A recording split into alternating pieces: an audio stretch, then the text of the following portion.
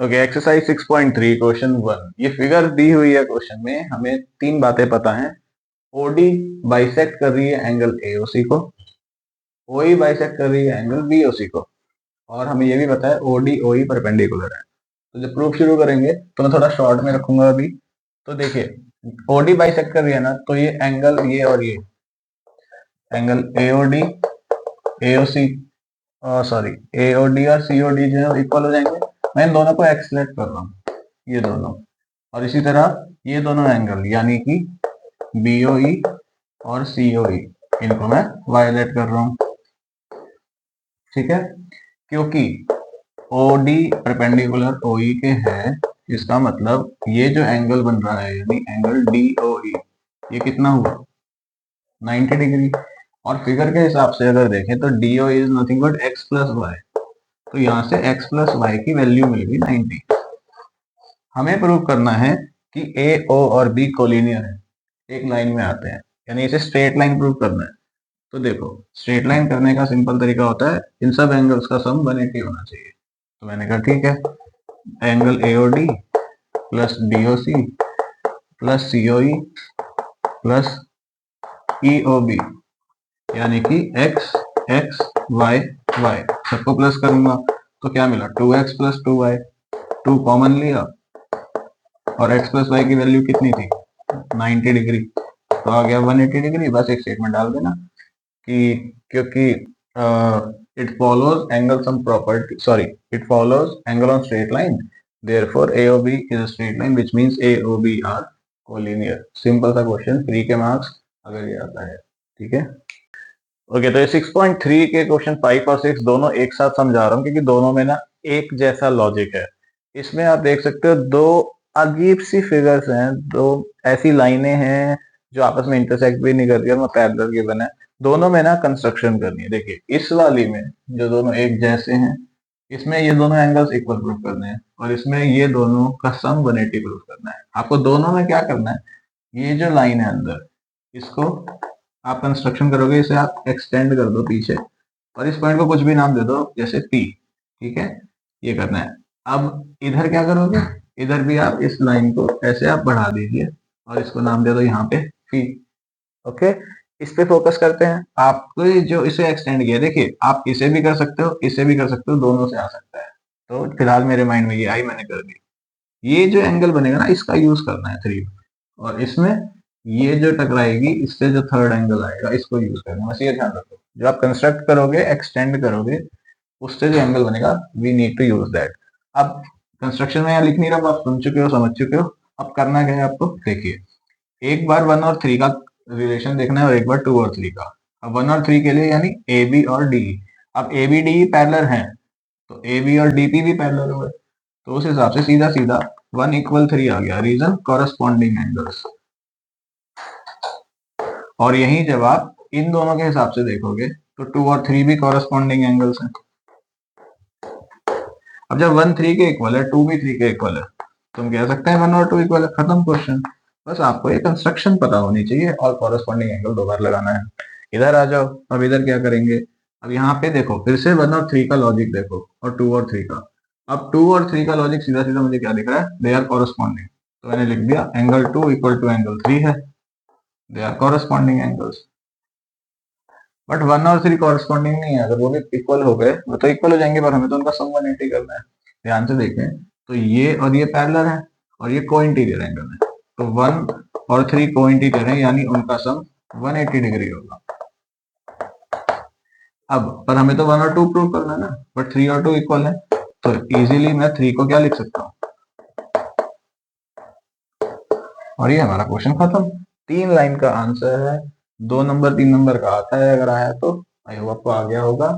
इसमें दोनों कॉरस्पॉन्डिंग है, इसमें एक कॉरस्पॉन्डिंग एक को इंटीरियर है।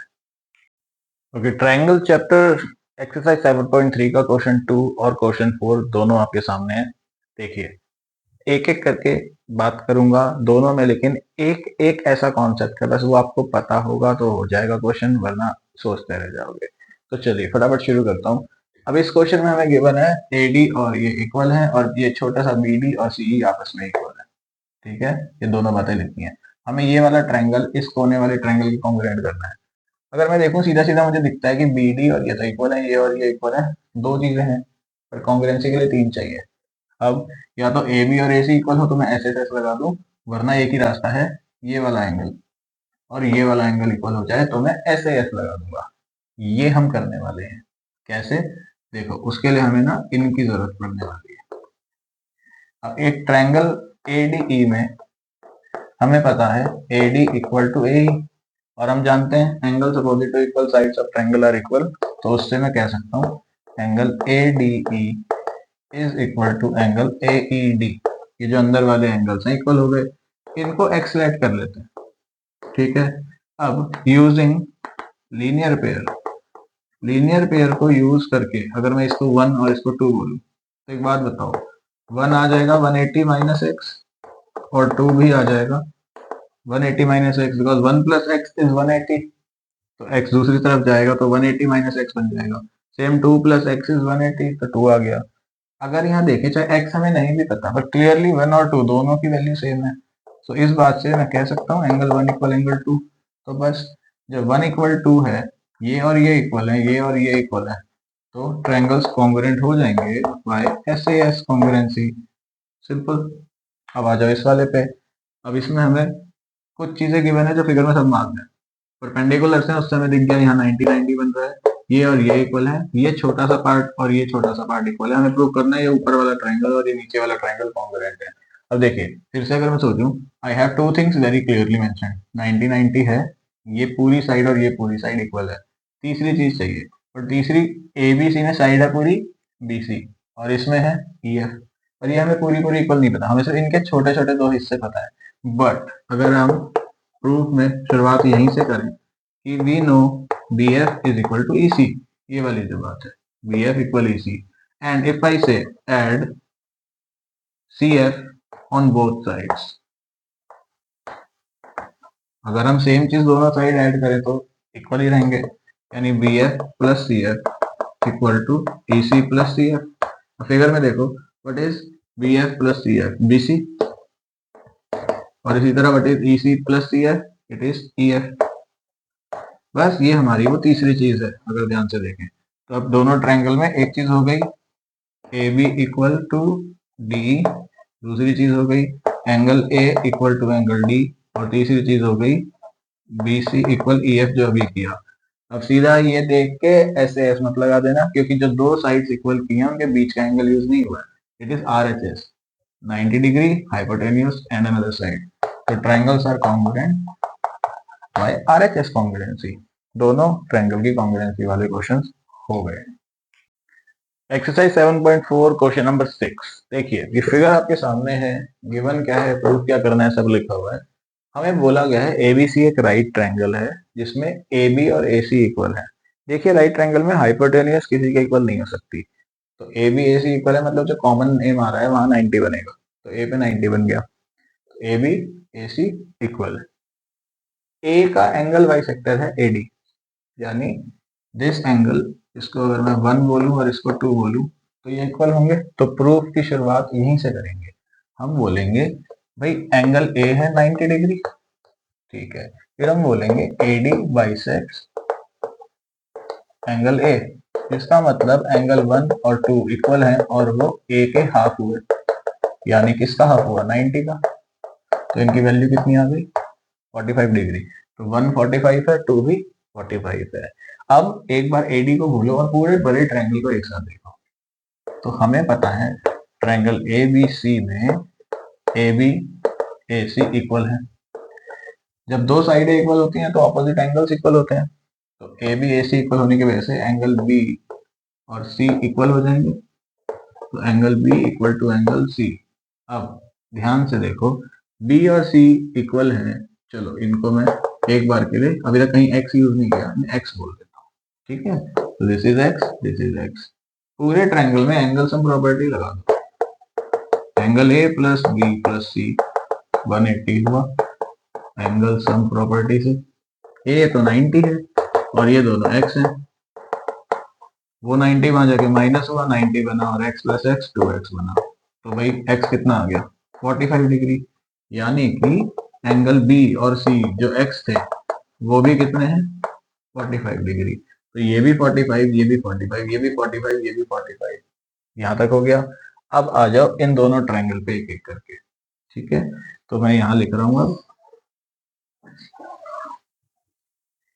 इन ट्रायंगल, पहले कोई सा भी ले लो, चलो ए बी डी ले लिया, ए बी डी। अब ए बी डी में अगर हम देखें तो एंगल 2 और एंगल बी दोनों 45 डिग्री हैं, 2 और बी। तो इक्वल एंगल्स के ऑपोजिट वाली साइड्स भी तो इक्वल होंगी। तो 2 और x अगर इक्वल है तो यानी ए डी और बी डी इक्वल हो गए। तो इससे मुझे मिला A D equal B D. इसको जरा संभाल लेते हैं, इक्वेशन 1। अब इसी तरह इस छोटे ट्रायंगल पे आ जाओ, in triangle A C D. अब इसमें एंगल 1 और एंगल सी दोनों 45 है, इक्वल है। अब 1 और सी अगर इक्वल है तो इनके ऑपोजिट यानी 1 के सामने सी डी और इसके सामने ए डी, तो कह सकता हूँ ए डी और सी डी इक्वल है। इसको बोल दो 2। हाँ, अब इससे दिख रहा होगा दोनों में एडी है तो बी डी और सी डी इक्वल हो गए। जी हाँ, बिल्कुल हो गए। ठीक है, तो मैं कह सकता हूँ इक्वल है। बट बिना उसके भी ये क्वेश्चन हो सकता है, क्योंकि जो प्रूव करना है ना वहाँ पूरी बीसी चाहिए। तो इनको इक्वल कहने की जगह आप क्या करो, ऐड कर दो। जब आप 1 और 2 ऐड करोगे तो लेफ्ट साइड ऐड होंगी यानी A D plus A D, और राइट साइड ऐड होंगी यानी B D plus C D. A D तो सिंपल है, 2 AD। फिगर में देखो बी डी और सी डी को जोड़ के क्या बनता है, बी सी। एंड ध्यान दीजिए यही तो चाहिए था, that B C is twice A D, B C is twice A D. तो इसमें ये जो हमारी प्रॉपर्टी होती है जिसमें एंगल अपोजिट इक्वल साइड वाली and side opposite equal angle वाली दोनों यूज हुई है। इजी दिखने में है क्वेश्चन, बट थोड़ा ट्रिकी है। Quadrilateral chapter exercise 8.3 question 6। बस सी द फिगर, फिर मैं आता हूँ बोर्ड पे समझाने। हमें एक ट्रेपीजियम गिवन है जिसमें हमें बताया है कि ए बी और सी डी पैरेलल है। ओके, हमें ये बोला है ए डी साइड का एक मिड पॉइंट है ई, विच मीन्स ए और डी इक्वल है। और ये भी बोला है ई से एक लाइन जा रही है जो ए बी के पैरेलल है और वो ऑपोजिट साइड यानी बी सी को एफ पॉइंट पे इंटरसेक्ट कर रही है। तो हमें प्रूव करना है कि एफ भी मिड पॉइंट होगा। आई होप क्वेश्चन समझ आ गया। तो फटाफट प्रूफ शुरू करता हूँ, बट इसको करने के लिए एक कंस्ट्रक्शन करनी पड़ेगी। वो कंस्ट्रक्शन क्या है, आप इसमें कोई भी एक डायगोनल बना सकते हैं। ठीक है, तो मैं डायगोनल बी डी ज्वाइन कर रहा हूँ और जिस पॉइंट पे इंटरसेक्ट कर रहा है इसको कुछ भी नाम दे सकते हैं, जैसे कि जी। तो कंस्ट्रक्शन होगी ज्वाइन बी डी। फिर बोल रहा हूँ ए सी ज्वाइन करके भी हो सकता है। मैंने ये क्यों करा, ताकि आपको ये पहला ट्रायंगल सीधा दिखे। अब ये करना है और ये जी पे इंटरसेक्ट करना है। प्रूफ पे आते हैं। देखिए आपको करना क्या है ना, आपको दो ट्रायंगल लेने हैं। एक ट्रायंगल ए बी डी होगा, मतलब बेसिकली जो बी डी हमने खुद बनाया ना वो साइड लेते हुए दो ट्रायंगल्स, ये और ये। बट उससे भी पहले ना एक चीज बता देते हैं, हमें यहाँ पे ये नहीं बोला तीनों पैरेलल है दो पार्ट्स में। सबसे पहले हम इसी को यूज करेंगे, हम बोलेंगे A B parallel C D है और E F parallel A B है। क्योंकि ये दोनों ए बी के पैरेलल है तो हम कह सकते हैं तीनों आपस में पैरेलल है, ताकि जिसका भी कॉम्बो यूज करना हो हम कर पाए। ठीक है, अब आ जाओ फटाफट से ट्रायंगल ए बी डी पे। अब ए बी डी में देखिए हमें पता है ये मिड पॉइंट है, ये लाइन इसके पैरेलल आ रही है। ठीक है, तो मिड पॉइंट थ्योरम थी कि अगर दोनों मिड पॉइंट्स पता हो तो हम कहते हैं बीच वाली लाइन पैरेलल हो जाएगी। लेकिन converse of mid point theorem क्या कहती है, अगर एक मिड पॉइंट पता हो और एक लाइन पैरेलल हो तो कन्वर्स से हम कह सकते हैं सामने वाला पॉइंट भी मिड पॉइंट होगा। तो इस ट्रायंगल में हम बोलेंगे E इज मिड पॉइंट, फिर बताएंगे EG is parallel to AB। तो by converse of mid point theorem, mid point theorem नहीं उसके कन्वर्स से, by converse of mid point theorem I can say G is mid point of BD।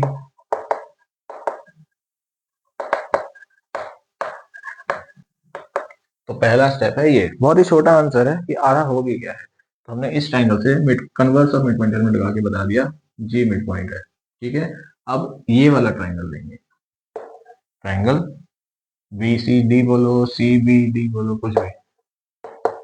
अब इसमें ध्यान से देखो, जी मिड पॉइंट हम प्रूव कर चुके हैं, अभी क्या है, और ये लाइन इसके भी तो पैरेलल है, हम बता चुके हैं। हम बोलेंगे G is mid point, GF is parallel to CD। देखिए ट्रायंगल उल्टा है, तो आप अपनी शीट चाहे सीधी करके देख लेना, ठीक है। ये इसके पैरेलल हो गया, तो by again converse of mid point theorem हम क्या बोल सकते हैं कि ये जो सामने लाइन इस पॉइंट पे जा रही है यानी F पे, तो वो भी मिड पॉइंट है। F is mid point of BC। Prove क्या करना था, F is mid point of BC। तो बस इस तरह से, क्योंकि जो प्रॉपर्टी है मिड पॉइंट थ्योरम वो ट्रायंगल में लगती है और फिगर में ट्रायंगल नहीं गिवन था, तो हमने ये बना के दो ट्रायंगल बना दिए और दोनों में फिर हमने converse of mid point theorem लगा दी और ये प्रूव हो गया।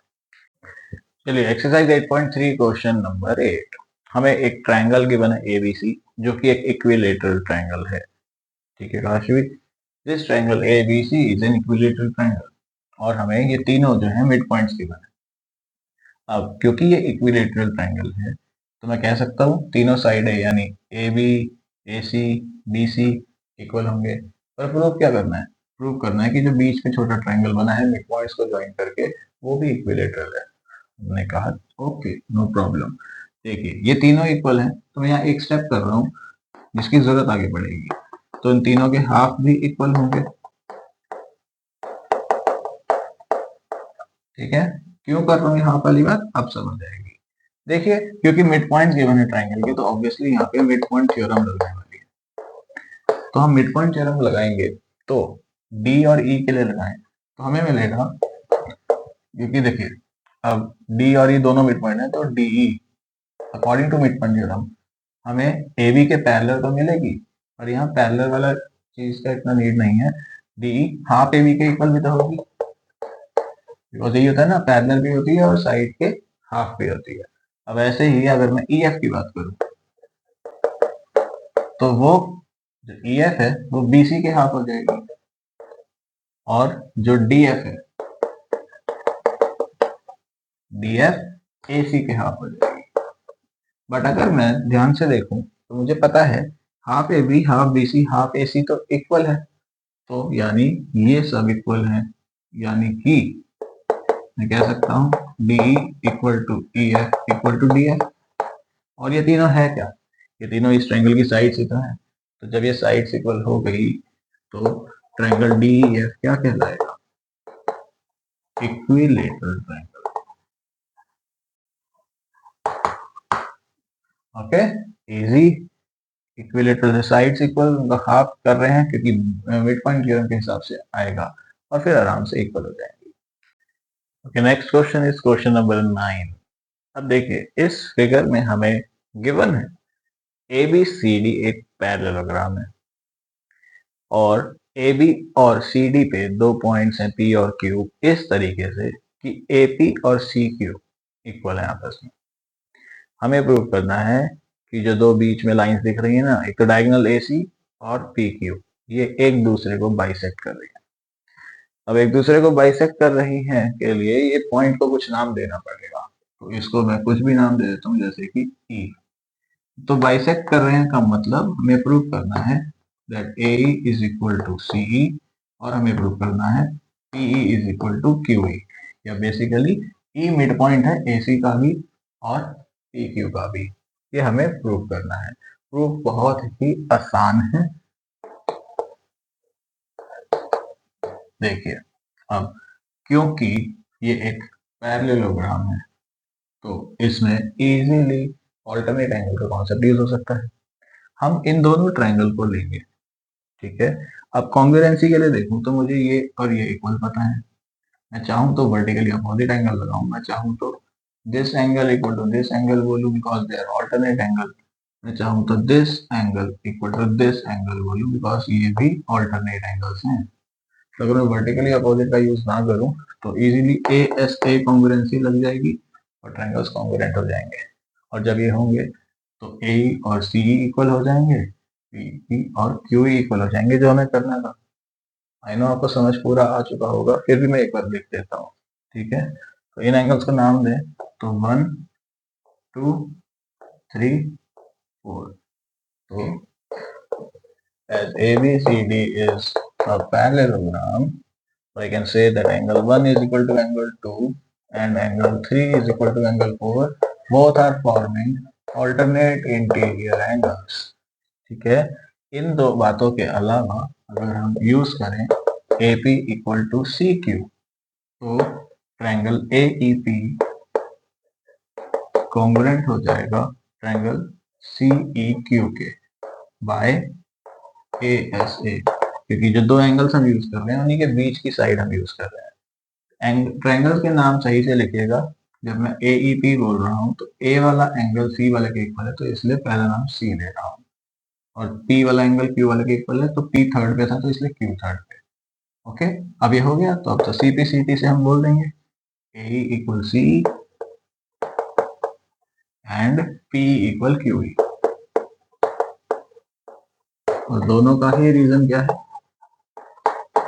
CP, which basically means that AC and PQ bisect each other। और ये क्वेश्चन भी खत्म। Exercise 8.4 question 11। इन दिस हमें बोला है कि अगर कोई स्क्वायर हो और उसके मिड पॉइंट्स, उसके चारों साइडों के मिड पॉइंट्स को ज्वाइन करके जो क्वाड्रिलेटरल बनेगा वो भी स्क्वायर होगा। तो गिवन हो गया ABCD एक स्क्वायर है और PQR और S मिड पॉइंट्स है। हमें प्रूव करना है PQRS भी एक स्क्वायर है। तो इसमें हम दोनों डायगोनल्स लाइन करेंगे। आपको पता है एनसीईआरटी के क्वेश्चन के हिसाब से AC डायगोनल के साथ मिड पॉइंट थ्योरम्स लग के हो जाएगा PQ is half of AC and parallel also, SR is half of AC and parallel also. Similarly QR और PS दोनों BD के पैरेलल भी आ जाएंगे, हाफ भी आ जाएंगे। मैंने पैरेलल यहाँ नहीं लिखा, हाफ हाफ लिख दिया। अब क्योंकि एक स्क्वायर था बड़े वाला, स्क्वायर के डायगोनल इक्वल होते हैं, यानी AC BD इक्वल हुए, अगर दो चीजें इक्वल है तो उनके हाफ भी इक्वल होंगे। हाफ AC का मतलब ये और ये, हाफ BD का मतलब ये और ये, तो ये चारों आपस में इक्वल हो गए, चारों साइडें PQRS की इक्वल हो गई। तो क्या स्क्वायर है? नहीं, अभी रोम्बस कंफर्म हुआ है। स्क्वायर के लिए हमें इसके एंगल को 90 भी ग्रुप करना होगा। एक एंगल भी 90 कर देंगे तो सारे 90 माने जाएंगे। तो उसके लिए हम क्या करेंगे, इस छोटे से क्वाड्रिलेटरल पे फोकस करेंगे। देखिए, इसमें अगर ध्यान से देखोगे तो ये और ये पैरेलल है, ये और ये पैरेलल है। जब दोनों ऑपोजिट पेयर पैरेलल है तो एक पैरेललोग्राम होगा। पैरेललोग्राम के ऑपोजिट एंगल्स इक्वल होते हैं, तो P एंगल इसके इक्वल हुआ और ये 90 है, क्योंकि जो स्क्वायर होता है उसके डायगोनल्स परपेंडिकुलर होते हैं। तो यहाँ 90 होने की वजह से P 90 हो गया। सिमिलरली Q 90, R 90, S 90 हम सबको बोल सकते हैं बोलना चाहें तो। और क्योंकि चारों एंगल 90 हो गए हैं, चारों साइडें भी इक्वल है, तो इसलिए हम कह सकते हैं कि PQRS एक स्क्वायर है। Question number 16। In this we have a triangle ABC। ऐसा कुछ मेंशन नहीं है कि ये कोई स्पेशल ट्रायंगल है, like isosceles, equilateral, nothing, just triangle ABC। और इसकी तीनों साइडों के मिड पॉइंट्स हैं D, E और F, जैसा आप देख सकते हो। अब क्योंकि मिड पॉइंट्स हैं तो मैंने फिगर में क्लियरली मार्क किया हुआ है क्या किसके इक्वल है। ठीक है, अब इस क्वेश्चन में हमें प्रूव करना है कि अब जो फिगर में चार छोटे ट्रायंगल्स दिख रहे हैं ये चारों आपस में कॉन्ग्रुएंट हैं, यानी कि हमें बताना है ये ट्रायंगल, ये ट्रायंगल, ये ट्रायंगल और ये triangle, all four are congruent to each other. तो देखिए, क्वेश्चन बहुत इंपॉर्टेंट है एंड इजी भी है। हमें बस मिड पॉइंट थ्योरम यूज करनी है, और एक ऐसी थ्योरम जो क्वाड्रिलेटरल चैप्टर में सबसे पहले थी और आपको उसका प्रूफ भी आता है। देखिए, हम इसमें मिड पॉइंट थ्योरम के लिए क्या करेंगे, हम पहले डी और ई ले लेते हैं। D and E are mid points, so if they are mid points according to mid point theorem हम क्या कह सकते हैं, D E is parallel to A B, right. D is parallel to A B and D is half A B. वैसे मैं सही बात बताऊं तो इसमें हम बिना हाफ के पूरा क्वेश्चन कर सकते हैं, सिर्फ पैरेलल पैरेलल को लेके भी। इसी तरह नेक्स्ट टाइम डी और ई के बाद में ई और एफ के बारे में अगर सोचूं तो ई एंड एफ भी मिड पॉइंट्स हैं, जिससे जो ई एफ है वो किसके पैरेलल हो जाएगी, बी सी के, और उसके हाफ भी। नाउ अब डी और एफ का कॉम्बो रह गया, तो डी और एफ भी मिड पॉइंट्स हैं, जिसकी वजह से डी एफ पैरेलल किसके हो जाएगा, ए सी के और हाफ ए सी बी। अब अगर मैं यही इसको एक्सटेंड करूं, जस्ट कि आपको क्या पता किसी और क्वेश्चन में यूज हो जाए, when I say half A B, because F mid point है, तो हाफ ए बी का मतलब हुआ ए एफ और B F. When I say half B C, it means B D and C D, and when I say half A C, I mean A and C. तो ये equal है, ठीक है। तो हमें मिल गया this equal to this and this, मतलब अगर मार्किंग करूं तो ये दोनों इसके इक्वल है, कूल, ये इनके इक्वल है और इनके इक्वल ये है, तो हम ये भी देख सकते हैं। अब आप देखो, अगर आप साइड्स को यूज करोगे ना तो भी काम हो जाएगा, पैरेलल से भी हो सकता है।